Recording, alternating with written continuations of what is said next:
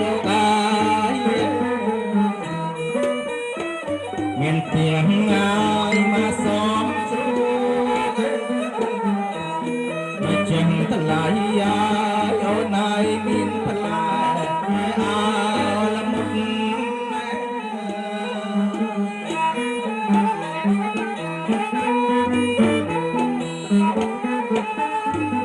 ហេអេ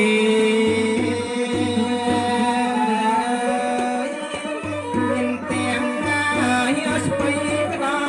បលោកអើយមានទាំងហើយចង្កាអ្នកចឹងតម្លៃអាយលោកអើយក្រហមអសនាសា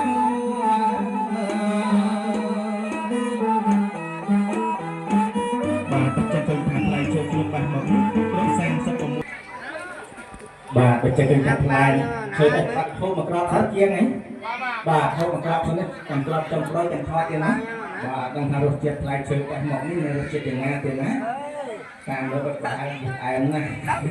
លោកប៉ាជុកមកជួយក៏ថាផ្អែមណាស់ទៀតណាបាទយើងផ្អែមមកទៀតបាទក៏ថាផ្អែមណាស់អូនណា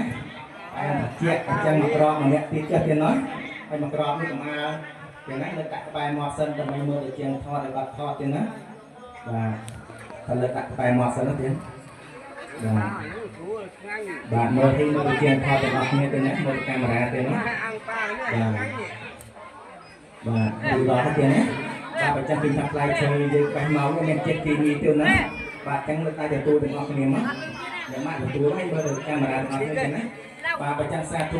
សម័យថ្ងៃនេះលោកផល្លាហាស្មារតីលោកកន្ទាវបាត់ក៏បានជោគជ័យយកផ្លែឈើពីក្នុងបរិយាកាសការកូនប្រកូនស្រីបាននោះក៏សូមឲ្យបាទកូនប្រកូនស្រីបានទៅរួមប្រសិទ្ធភាពជុំទៅអរពុកចែកកូនប្រកូនស្រីបានលើកសកម្មនៅពុទ្ធពរណាឬក៏សម្បត្តិណានោះក៏សូមឲ្យបាទសម្រាប់ដូចកូនប្រកូនស្រីទៅរួមសកម្មផ្នែកទៅក្នុង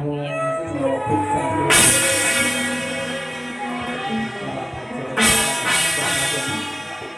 បាទ